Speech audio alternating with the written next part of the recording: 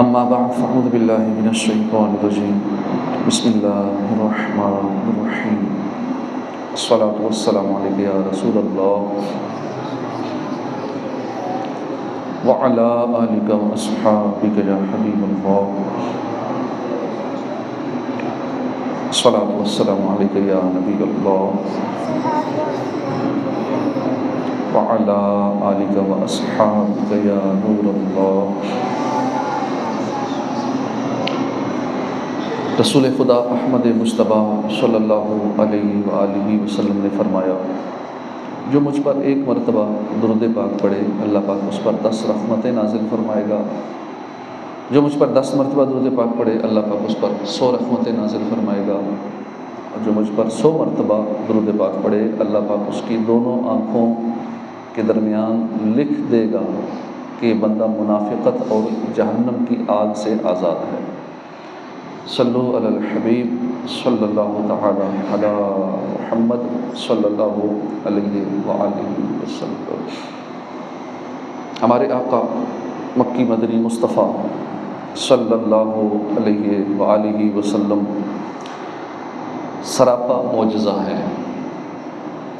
آپ صلی اللہ علیہ وآلہ وسلم کے منہ مبارک ایسے بے مثال اور با کمال ہیں کہ صدیاں گزر گئیں، آج بھی الحمدللہ دنیا میں ہزاروں عاشقان رسول کے پاس صحیح سلامت موجود ہیں۔ آج بھی منہ مبارک کی برکت سے شفا ملتی ہے، منہ مبارک کی برکت سے مشکلات حل ہوتی ہیں۔ سرکار کے مبارک ہاتھوں کی بات کیجئے تو یہ وہ مبارک ہاتھ ہیں کہ ان کی برکت سے شفا ملتی ہے۔ ہاتھ مبارک جس چیز کو چھو جائیں اسے زندگی بخش دیتے ہیں۔ ایک مرتبہ آپ صلی اللہ علیہ وسلم نے آسیب زدہ پر ہاتھ مبارک پھیرا تو اس کو شفا مل گئی۔ حضرت قتادہ کی آنکھ نکل گئی، حضور نے اپنے پاکیزہ ہاتھ سے آنکھ کا ڈھیلا واپس اس کے مقام پر رکھا تو شفا نصیب ہو گئی۔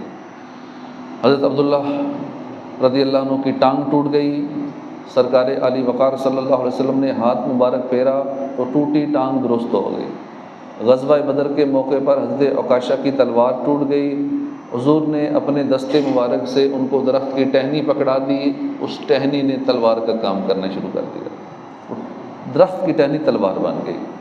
ایک مرتبہ حضرت بشر بن معاویہ کے سر پر ہاتھ پھیرا تو ان کی حالت یہ ہو گئی کہ جس مریض کو ہاتھ لگاتے وہ شفا پا جاتا، اور آپ نے ایک صحابی کے جسم پر ہاتھ لگایا تو ساری زندگی ان کے جسم سے خوشبو آتی رہی۔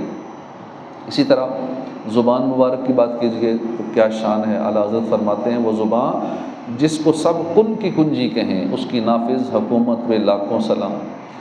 زبان مبارک سے بس بات نکلنے کی دیر ہوتی تھی، جو فرماتے وہی ہو جاتا تھا۔ ایک مرتبہ حضرت علی المرتضیٰ شیر خدا رضی اللہ عنہ نے عرض کی، یا رسول اللہ سردی لگ رہی ہے۔ آپ نے دعا کی، یا اللہ علی سے سردی اور گرمی دور فرما دے۔ تو دعا کا ایسا اثر ہوا کہ اس دعا کے بعد مولا علی کی یہ حالت ہو گئی کہ نہ آپ کو سردی لگتی تھی نہ گرمی لگتی تھی۔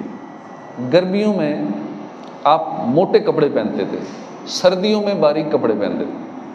اسی طرح چہرہ انور کی بات کیجیے تو دیکھنے والے کہا کرتے ہیں اللہ اللہ، یاد آتا ہے خدا دیکھ کے صورت تیری۔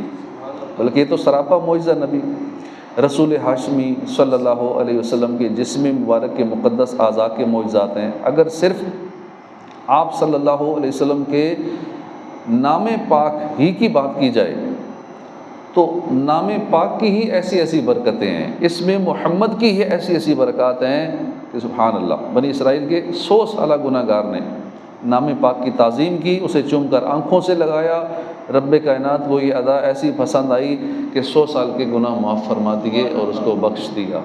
روایات میں ہے کہ جس گھر میں محمد نام والا ہو اس گھر میں برکت ہوتی ہے۔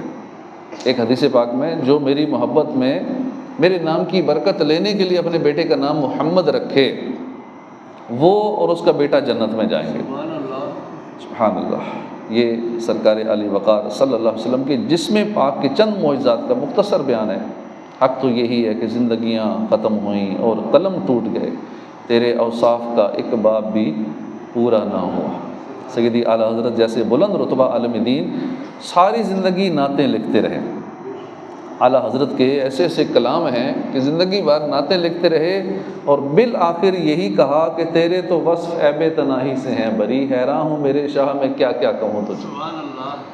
یعنی اوصاف ختم ہو جانا بھی ایک عیب ہے۔ یا رسول اللہ آپ کے اوصاف و کمالات تو ایسے ختم ہو جانے کے عیب سے بھی پاک ہیں۔ اے میرے آقا میں حیران ہوں کہ آپ کی کیا کیا شان بیان کروں۔ ایک جگہ فرماتے ہیں اے رضا خود صاحب قرآن ہے مدعائے حضور، تو اس سے کب ممکن ہے پھر مدحت رسول اللہ کی، جن کی تعریفیں رب کائنات قرآن میں فرماتا ہے، ان کی تعریف کا حق ہم جیسے ادنا غلام کیسے ادا کر سکتے ہیں۔ بس ہمیں یہی تمنا کرنی چاہیے کہ اللہ پاک ہمیں ایسے عظیم الشان بے مثل و بے مثال خوش کے ساتھ با کمال آقا صلی اللہ علیہ وسلم کا سچا غلام باعمل اور شکر گزار امتی بننے کی توفیق عطا فرمائے۔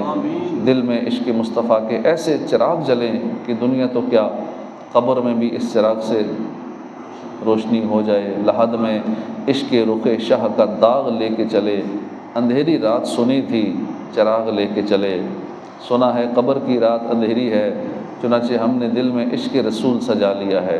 یہی وہ چراغ ہے کہ جو اندھیری قبر کو روشن کر دے گا۔ وما علینا الا البلاغ۔ الحمدللہ رب العالمین۔